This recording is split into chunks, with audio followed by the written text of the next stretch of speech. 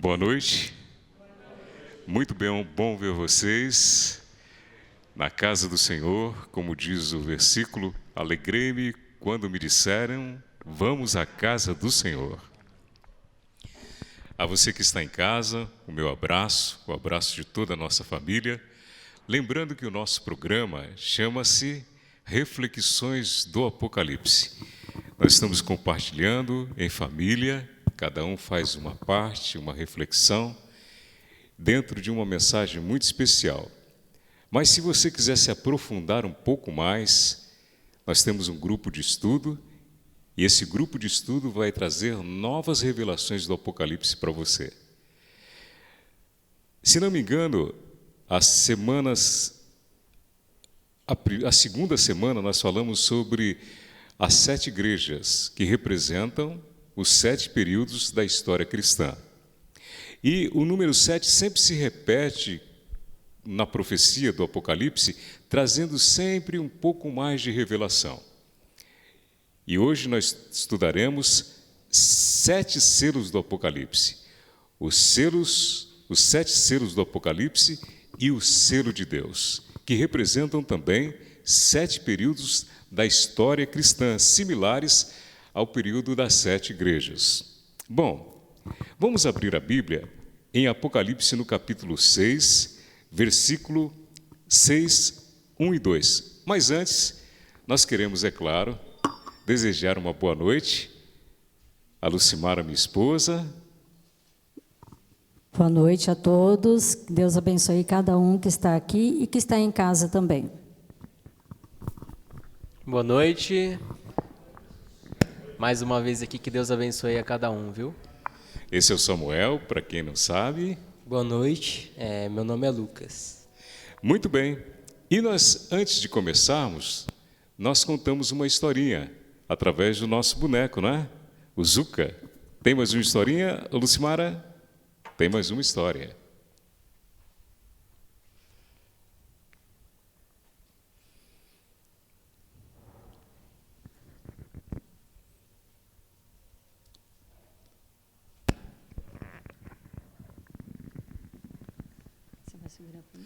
Olha aí, o que será que o Zuca hoje vai trazer para nós de história?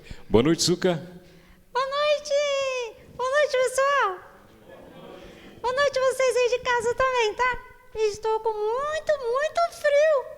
Vocês estão bem? Sim. Alguns sim, outros não, né? É isso mesmo, alguns sim, outros não. Hoje deu, acho que uma esquentadinha, né? Vamos contar uma história hoje? Eu adoro contar história. Que bom. A história que nós vamos falar hoje é sobre uma professora que fez um trabalho em sala de aula com 7 grupos. E cada grupo na sala de aula teria que falar sobre um selo. E então, cada grupo ficou responsável por uma cor de selo e eles teriam que explicar cada cor. E aí, todos fizeram a apresentação, até o 6º selo foram apresentados. Quando chegou no 7º selo, era o selo do grupo da Paula. E a Paula, ela ficou com o selo branco, que teria que explicar sobre esse selo. Ô, Zuca, como é que foi esse selo? Oh, sabe, era o branco, né? Aí, ela tinha que falar assim para os alunos. Gente, o selo branco, ele significa paz. E eu quero de vocês muita paz. Ela queria paz na classe, na escola, onde? Ela queria na classe, ela queria na escola, ela queria em todos os lugares. Paz representa o branco. Sim. Aí, só que a Paula, ela muito curiosa e interessada também na matéria, ela falou para a professora, professora, eu pensei em mais 2 selos para explicar para a classe. Será que a professora deixa? E a professora, sim. Nossa, que interessante, você não quis ficar só com um selo só, você quer mais 2? Sim, eu quero. E aí, então, a Paula explicou mais 2 selos. Ô, Zuca, quais foram os selos que ela explicou? Ela falou sobre o selo preto e sobre o selo... Peraí, deixa eu falar primeiro sobre o selo preto. O selo preto, ela disse que é sobre uma luta. Luta? É luta. A luta que os alunos têm na escola. Luta de acordar cedo, luta de estudar, luta de fazer prova, luta de vir para a escola mesmo quando está doente. Muita luta. Luta de comer comida que não gosta. Não gosta da comida? Aí, às vezes, não gostam, não. Tá.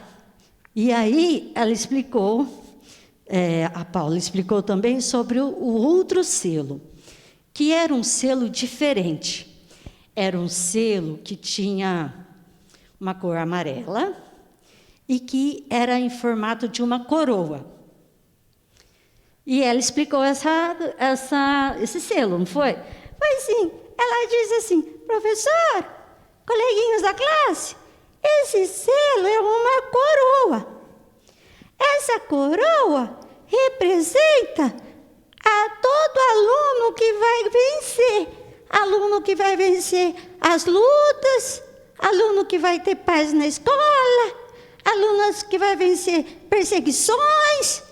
Tudo que é de ruim, esse aluno, ele vai ganhar uma coroa. E aí a professora, então, gostou muito dessa explicação desses selos. Bom, o branco é a paz que ela queria na escola e na classe. E que ela até propôs um dia que os alunos viessem de branco para representar a paz. O preto eram as lutas que eles encontravam na escola. E a coroa era a coroa daquele que seria vencedor. E sabe o que aconteceu também? A professora gostou tanto da explicação da Paula, que o grupo foi vencedor e que ela depois preparou uma coroa para todos os 7 integrantes do grupo. Todos ficaram com uma coroinha na cabeça, uma coroa dourada. Que lindo, Zuca. Então, que nós também, possamos receber essa coroa, não é?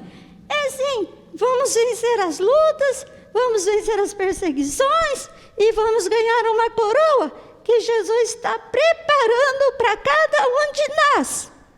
Amém? Sim, Jesus, Zuca, é o caminho, a verdade e a vida. Só Jesus pode dar essa coroa, porque Ele é o Rei dos Reis.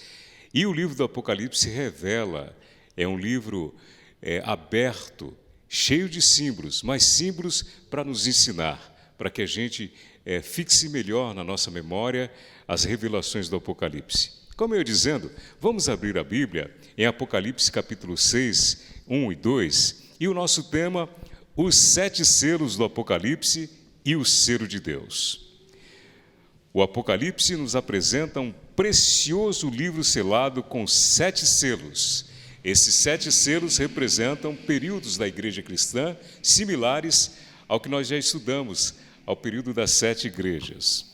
Cristo é o único ser em todo o universo com capacidade de abrir esses selos. Jesus, então, toma o livro em suas mãos e abre o primeiro selo.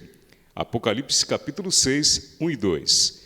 Diz João, observei quando o Cordeiro abriu o primeiro dos 7 selos.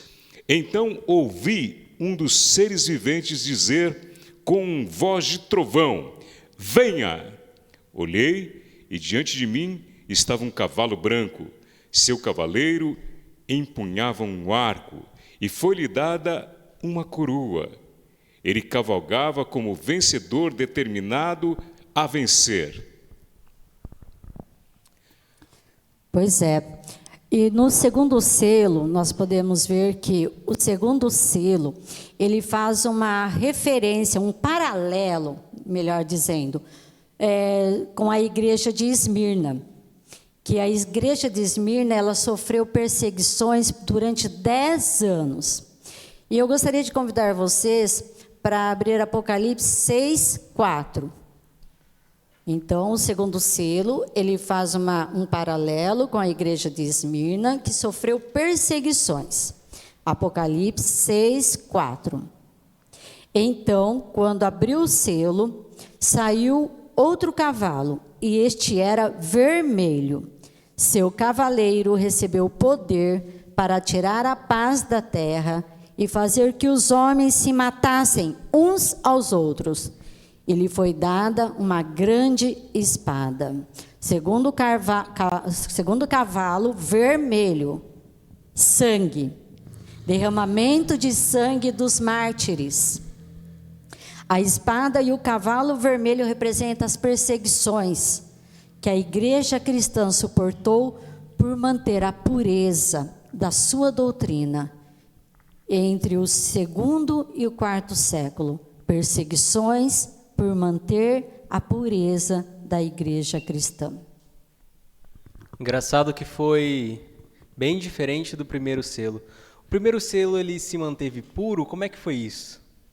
Exatamente, se manteve sim.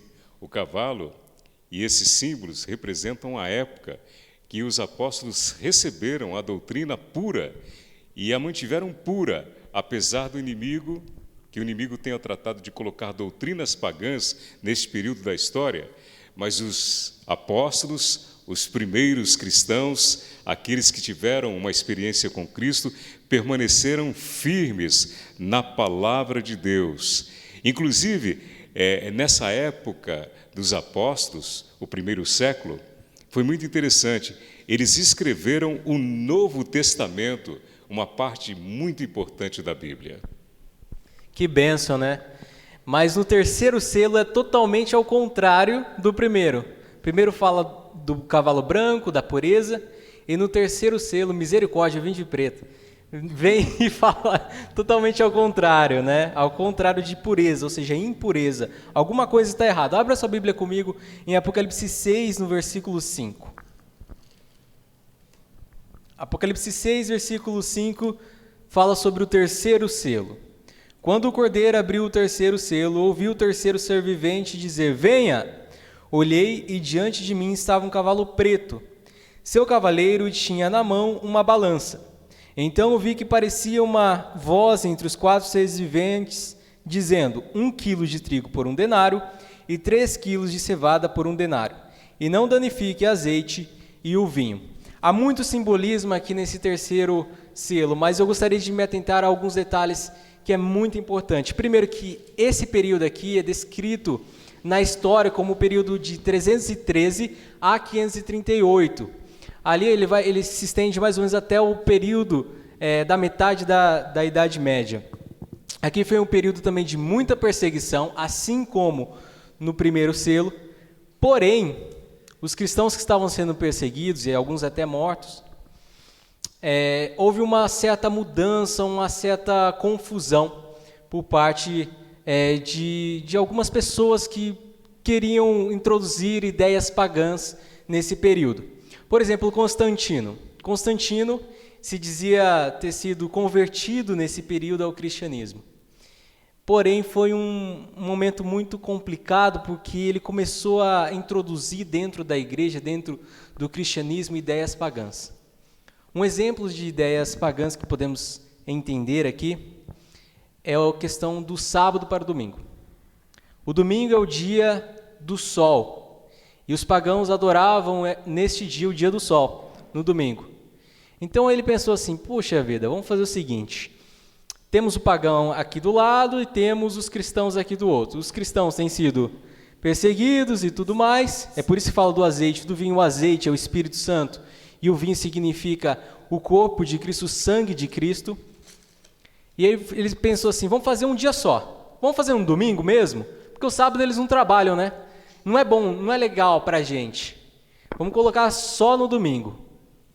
E foi assim feito. Isso foi uma das coisas. Irmãos, olha que artimanha de Satanás.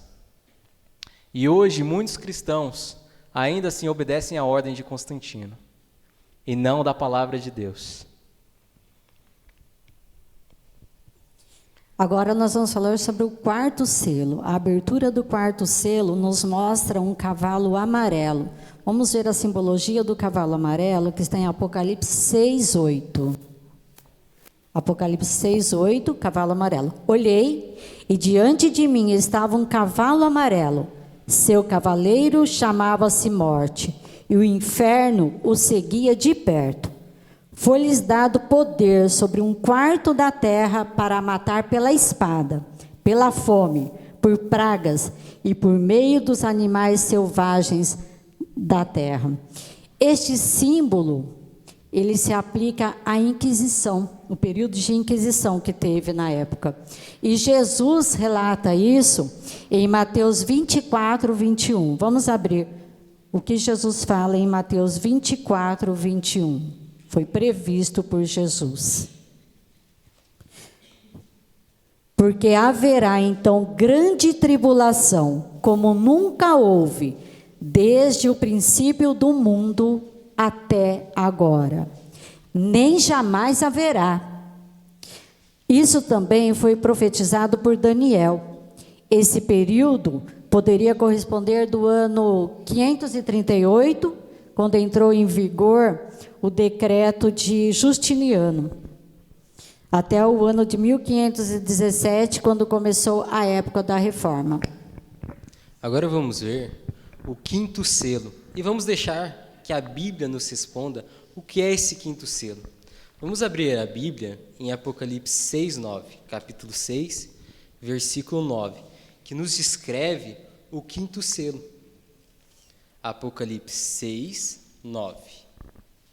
E quando ele quebrou o quinto selo, viu um altar, e debaixo dele todas as almas dos que tinham sido mortos como mártires por pregarem a palavra de Deus e por serem fiéis em seu testemunho. Olhando esse versículo, existem dois termos que chamam a nossa atenção. Primeiro, o altar, o termo altar, e o segundo termo, o termo almas.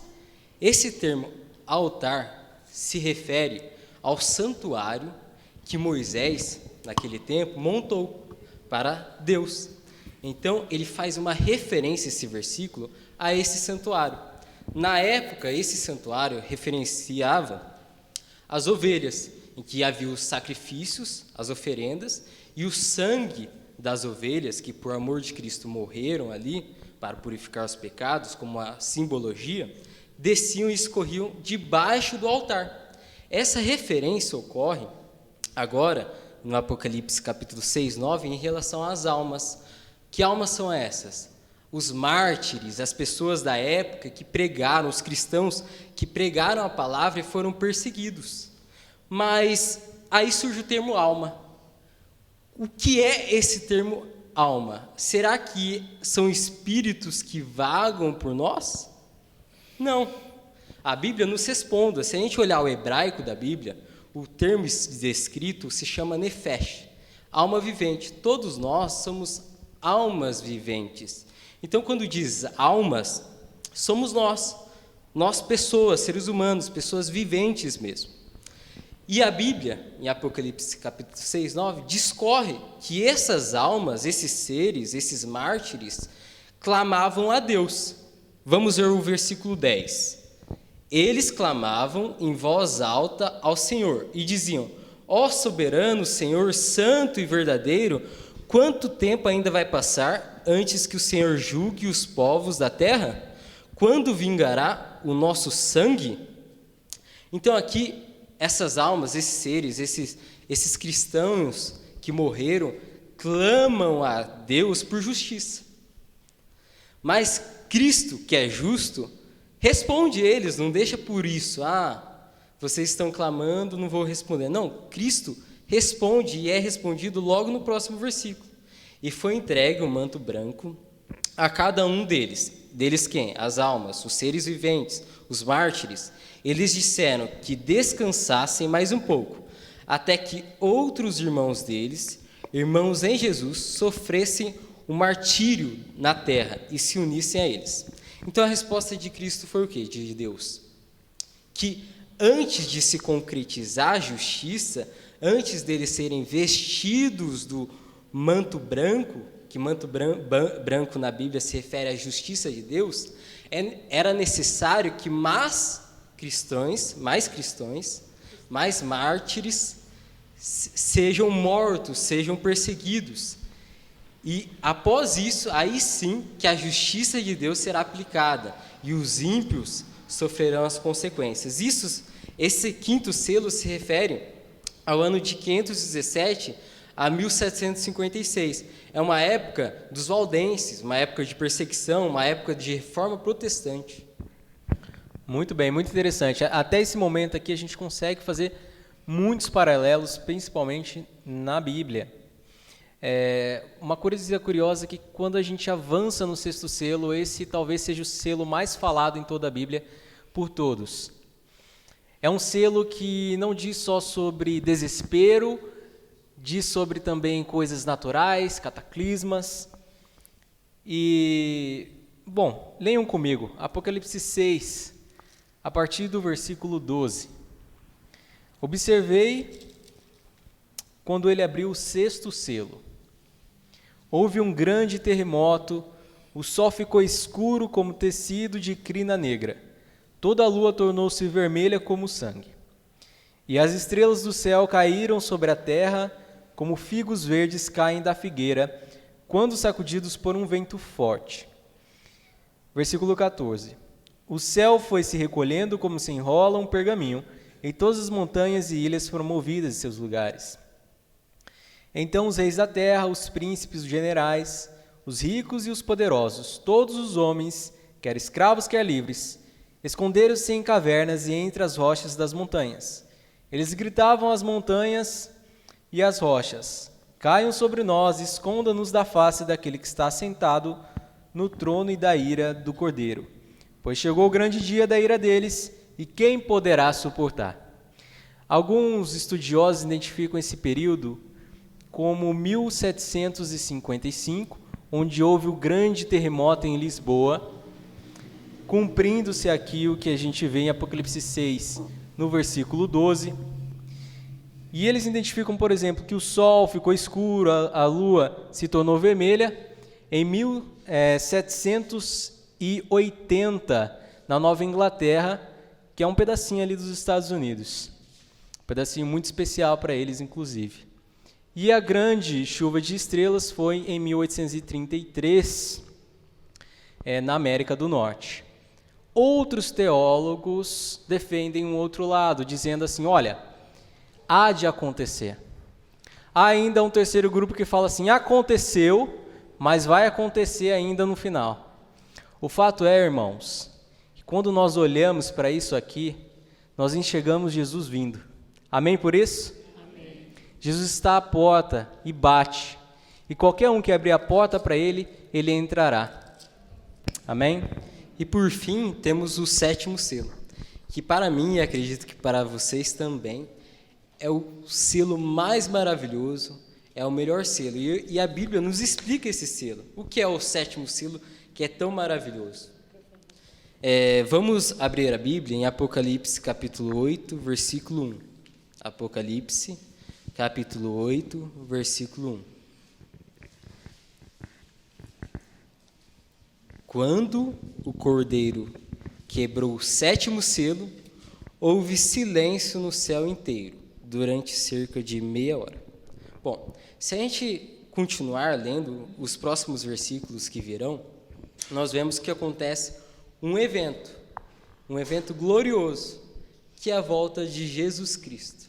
Eu anseio por esse evento e acredito que vocês também. Por isso que o sétimo selo, quando se abre, o Cordeiro quem? Jesus Cristo abre o sétimo selo, é o evento mais maravilhoso de todos. Mas existe um contexto que Jesus volta. Qual que é o contexto que nós estaremos vivendo na Terra? A Bíblia nos revela. E ela nos revela em Mateus 24, versículo 7. As nações e os reinos da terra se levantarão um contra os outros. Haverá fome e terremotos em muitos lugares. Então, é um contexto de destruição. A terra, antes da volta de Cristo, estará totalmente destruída, as pessoas sofrendo, as pessoas passando fome. E isso não é só descrito no livro de Mateus, é descrito no livro de Lucas também.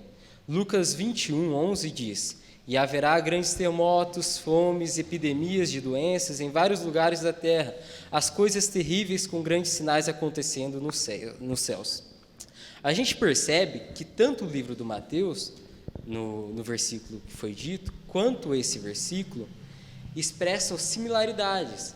Parece até que é o mesmo versículo, porque eles expressam, de outras palavras, a mesma afirmação de destruição, epidemias, tristeza, sofrimento. Mas diante de tudo isso, a Bíblia nos revela em Apocalipse que Jesus Cristo voltará. E ela nos aponta mais um sinal. Qual sinal é esse? "E as boas novas do reino serão pregadas pelo mundo inteiro, para que todas as nações as ouçam, e depois virá o fim." Mateus 24:14. Então, esse é mais um sinal de que a volta de nosso Senhor Jesus Cristo está à volta. E Ele voltará de maneira gloriosa. Amém por isso. Nós temos que dar amém. E não será uma volta de tristeza para nós. Será uma volta de tristeza para os ímpios. Mas para nós, no livro de Mateus, nos versículos 20 adiante, descreve que será um momento de libertação para os justos, uma libertação do pecado, um momento glorioso que eu anseio, assim como você. E é interessante que justamente nesse período, antes da volta de Jesus, em que os selos estão sendo abertos, os acontecimentos estão sendo notórios no mundo inteiro, nós estaremos sendo selados, não é? Apocalipse capítulo 7, 2 e 3 relata o seguinte, veja só: "Então vi outro anjo subindo do Oriente, tendo o selo do Deus vivo. Ele bradou em alta voz aos 4 anjos, a quem havia sido dado poder para danificar a terra e o mar. Não danifiquem nem a terra, nem o mar, nem as árvores, até que selemos as testas dos servos do nosso Deus." Interessante, não é? Esses danos que ocorrem na natureza não têm nada a ver com a Primeira ou a Segunda Guerra Mundial. Sabe por quê? Porque essas duas guerras não danificaram totalmente a Terra, não mexeram com a estrutura da Terra. É um evento que virá no futuro, um futuro onde coisas irão acontecer, muitas coisas. E o anjo de Deus deu a ordem para não danificar a terra até o quê? Até que os servos de Deus sejam identificados, sejam selados nessa terra, antes da volta de Jesus. Mas o que é o selo de Deus? Bom, vamos deixar que o método de Cristo nos responda o que é esse selo de Deus. Qual é o método de Cristo? Alguém lembra? É deixar que a Bíblia se auto-interprete. Então vamos ir direto à fonte das nossas respostas, que é a Bíblia. Isaías, capítulo 8, versículo 16, descreve esse selamento. Isaías, capítulo 8, 16. O que será que é esse selo de Deus? Vamos ver aqui em Isaías 8, versículo 16. "Guarde o mandamento com cuidado e cele a lei entre os meus discípulos." Então, a lei é selada é selado no coração dos justos, certo? Mas qual que é o selo que sela essa lei? A gente pode ver em Ezequiel 20:12. Vamos deixar que a Bíblia nos responda isso. "Também lhes dei os meus sábados", Ezequiel 20:12, "para servirem de sinal entre mim e eles, para que soubessem que o Senhor que os santifica." Existe outro versículo também em Isaías que descreve: "Santificai os meus sábados, pois servirão de sinal entre mim e vós, para que saibais que eu sou o Senhor vosso Deus.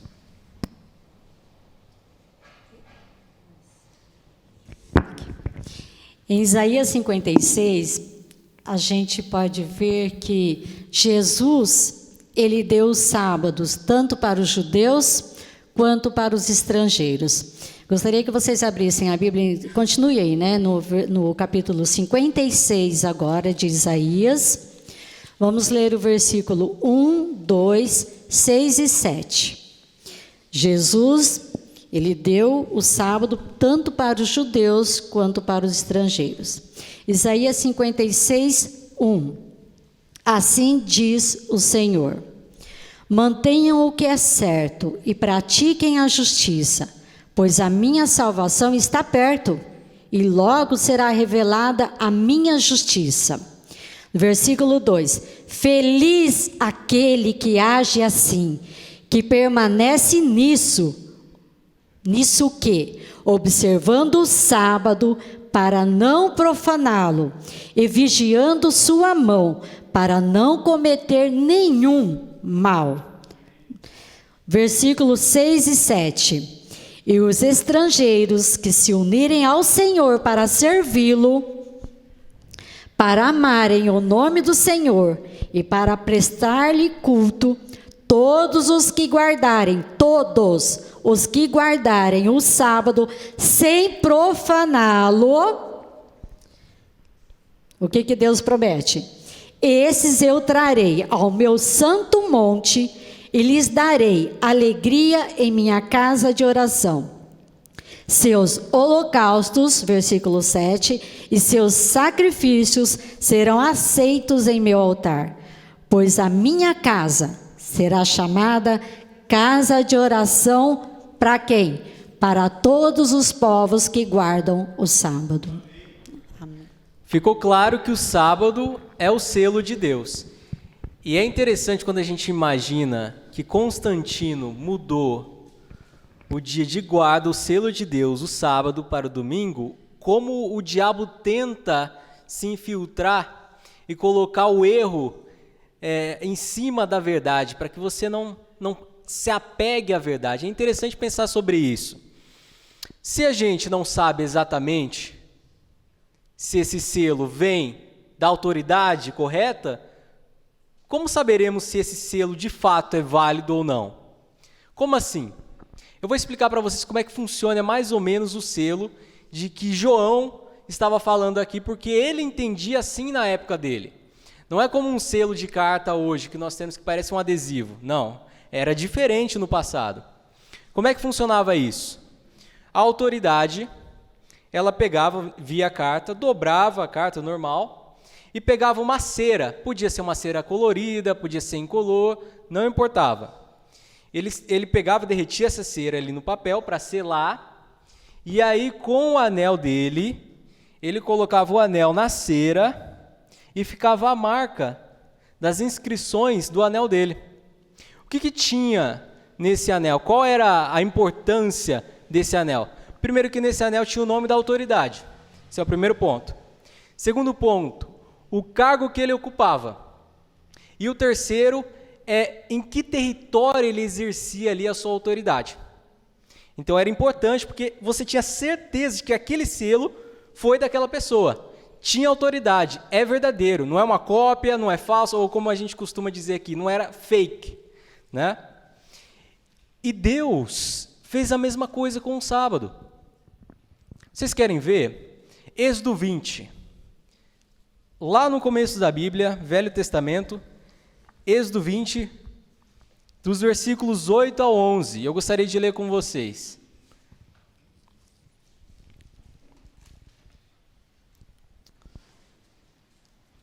Êxodo 20, versículo 8. Lembra-te do dia de sábado para santificá-lo. Trabalharás 6 dias e neles farás todos os teus trabalhos, mas o 7º dia é o sábado dedicado ao Senhor teu Deus.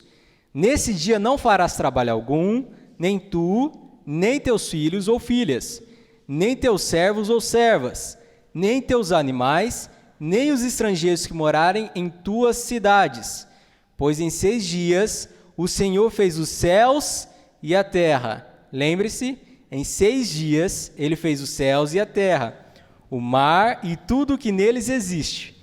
Mas no 7º dia descansou. E agora vem o selo. Portanto o quê? Porque ele fez em 6 dias. Portanto, o Senhor abençoou o 7º dia e o santificou. Lembra da carta? Fecha, dobra e sela. É exatamente isso que está acontecendo aqui. Quem é a autoridade? Deus. Certo? Qual o cargo que ocupa? Criador. Muito bem, Criador do universo. E qual o território que ele ocupa? Todo o universo. Perceberam? É claro que a Bíblia responde para nós. Quando o Senhor Jesus esteve aqui na terra, não veio mudar a lei. Muito pelo contrário, ele veio cumprir. E tampouco autorizava ninguém a fazer alguma alteração do mandamento. Não existe registro disso. Era costume de Jesus trabalhar todos os dias na carpintaria, de domingo a sexta-feira. Mas no sábado, onde estava Jesus? Jesus estava na sinagoga, abrindo a palavra de Deus, testemunhando da sua obra. E, como diz Lucas, capítulo 4, verso 16, ele foi a Nazaré, onde havia sido criado, e no dia de sábado entrou na sinagoga, como era seu costume, e levantou-se para ler. No Evangelho, existe um registro que nosso Senhor Jesus Cristo foi crucificado numa sexta-feira, e no sábado ele repousou na tumba conforme o mandamento. Assim como foi a criação da terra, Jesus completou sua obra de redenção numa tarde e descansou no sábado. Maria Madalena e outras seguidoras de Jesus demonstraram que no Novo Testamento o sábado continuava a ser respeitado. Jesus disse em João 14, 15, se vocês me amam, obedecerão o quê? Os meus mandamentos. Se me amardes, guardareis os meus mandamentos. Jesus disse também em Mateus capítulo 24, 31, e ele enviará os seus anjos com grande som de trombeta, e estes reunirão os seus eleitos dos 4 ventos. Quem são os eleitos de Deus? Aqueles que serão selados. E qual o selo de Deus? É o selo interior. É o selo do caráter de Deus em nós, que são os mandamentos, e o sábado patenteia justamente essa santidade, essa conduta, essa reverência, esse estilo de vida. Então, reunirão os seus eleitos dos 4 ventos de uma outra extremidade dos céus. Enfim, chegará o grande momento, e nós cremos que será em breve. Que o quê? O nosso amado Senhor Jesus Cristo descerá nas nuvens do céu. Ele ficará lá, e todo olho verá. Os mortos ressuscitarão primeiro, e nós, os vivos, se assim tivermos, iremos junto com ele para o céu. Amém? Então, não haverá mais dor, nem sofrimento e nem choro. A história do pecado, enfim, chegará ao fim. Estaremos livres para começar uma nova história, uma nova etapa na história do mundo. E você é convidado para essa história. Aceite Jesus como Senhor e Salvador neste momento. Guarde os seus mandamentos pela graça. Deixe o sábado entrar na sua vida, porque o sábado foi feito para você. É um dia que Deus quer dar uma bênção enorme à sua alma, em todos os sentidos. Se me amardes, guardareis os meus mandamentos. Eu sei que onde é que você esteja, o Espírito Santo vai estar falando para você sobre essas palavras. E nós aqui compartilhando em família sobre o Apocalipse, sobre essas reflexões, temos a intenção de levar você a estudar mais profundamente o Apocalipse, seja adventista, seja não adventista, pois o convite é para todos. Enquanto o Espírito Santo fala ao seu coração, a Sara vai cantar um louvor, e eu espero que Deus fale de fato à sua mente, convide você ou relembre esse convite que nossa família acabou de dar através da palavra de Deus. E como diz a palavra, filho meu, abra o seu coração, entrega o seu coração a mim. Dá-me, filho meu, o teu coração. É o convite de Jesus a você. Vinde a mim todos que estáis cansados e sobrecarregados, e eu vos aliviarei, porque o meu fardo é leve e o meu jugo é suave.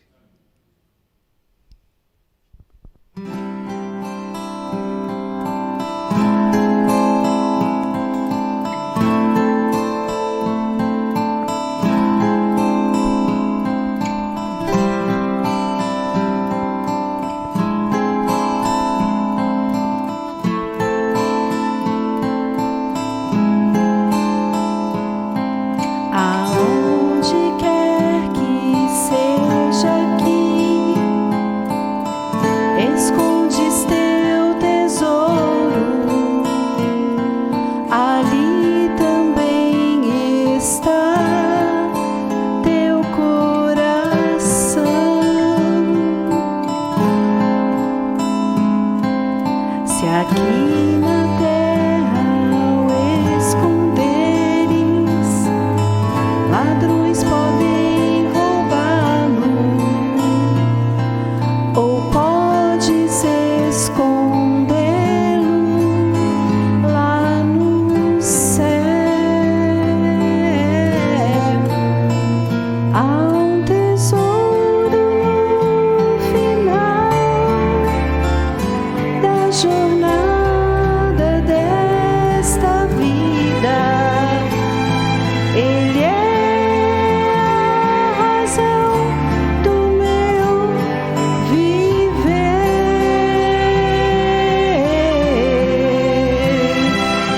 Cristo é o tesouro,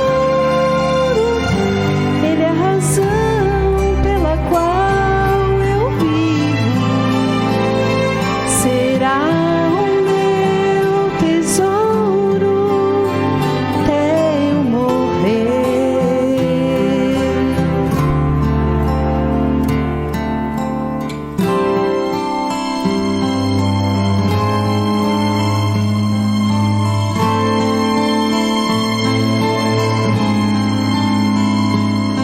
Se pensas hoje onde vais, ou qual será o caminho, existe um mapa para todos nós.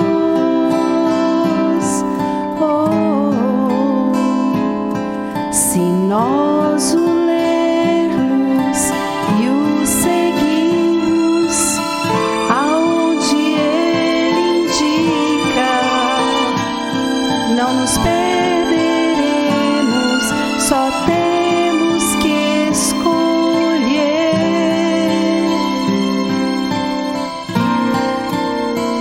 Há um tesouro no final da jornada desta vida. Ele é a razão do meu viver.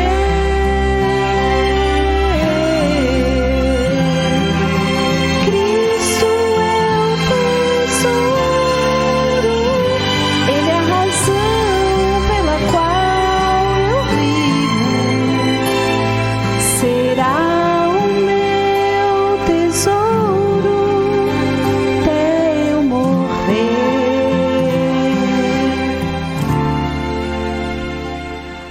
Há um tesouro no final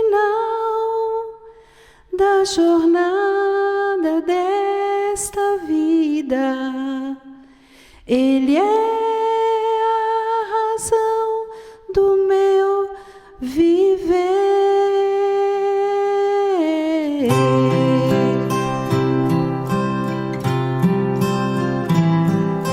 Cristo é o tesouro, Ele é a razão pela qual eu vivo.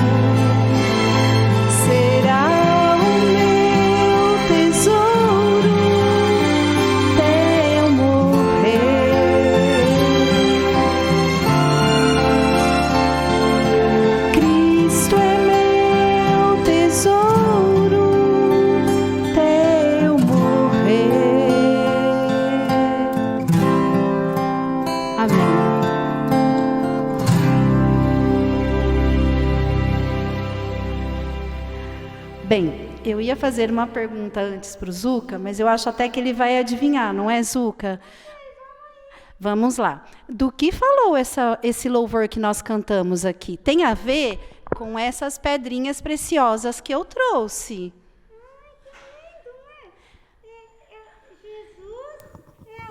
Tesouro. Muito E bem. Jesus, ele é o meu tesouro também. E eu faço tudo para alcançar o céu e andar nas ruas de ouro, que nem essas bolinhas aí de ouro. Amém, Zuca, amém. Viu? Que ele seja o nosso tesouro. Viu? É de comer? É de comer e você vai levar no final. Oba! Obrigado, viu? Obrigado, Zuca. Obrigado pela música, tá? Obrigado. Meus amigos, a nossa família compartilhou mais uma vez a palavra de Deus. Uma reflexão sobre o Apocalipse, um convite para nos aprofundarmos cada vez mais nessas mensagens maravilhosas de Jesus Cristo. Quando Jesus esteve aqui na terra, ele contou uma parábola da semente de mostarda que, pequenininha, ela desenvolveu uma grande árvore. Na época de Jesus, na Palestina, e ainda hoje, a mostardeira, ela vem de uma semente bem pequenininha, mas é uma grande árvore que a sombra é apreciada e os pássaros do céu fazem ninhos. E Jesus teve essa conotação ao contar essa parábola, que o reino dos céus é para todas as famílias. É para a sua família, para a minha família também, para a sua família que está, de você que está me escutando, me ouvindo. Enfim, é para todo mundo. O tesouro, ele não só se encerra na morte, mas o tesouro tem a proposta da vida eterna, porque Jesus está no céu. É nessa esperança que nós queremos convidar a todos para se levantarem, para juntos fazermos uma oração ao nosso Senhor Jesus Cristo, o tesouro que aponta para a vida eterna, o tesouro que tem as chaves do céu. E essa chave essa porta ninguém pode fechar. Ele é o Alfa, o Ômega, o Rei dos Reis, o Senhor dos Senhores. Senhor nosso Deus, Paizinho querido, queremos muito agradecer pelo sacrifício de Jesus.